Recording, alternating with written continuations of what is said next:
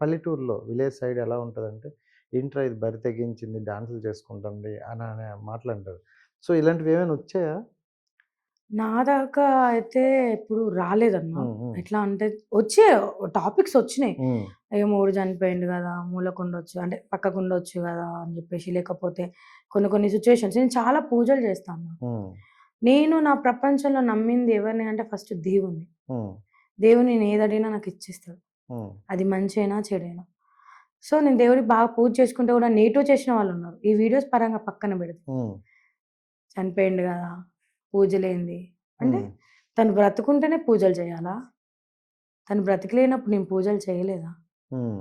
దండాలు పెట్టుకోలేదా? తను నుదిట్లో బొట్టు పెడితేనే నేను పనికొస్తానా? హ్మ్. అంతకుముందు నేను పూజలు చేయలేదా? చేసినా గదా! ఎందుకిట్లా మాట్లాడతారు? హ్మ్. సో, అవన్నీ నేను పట్టించుకోలే అన్న. ఎవ్వరేమైనా అనుకోని. ఆ దేవుడే చెప్పిండు నన్ను నడు పూజ చేసుకో అని. హ్మ్. చేసేసుకుంటా నేను. హ్మ్.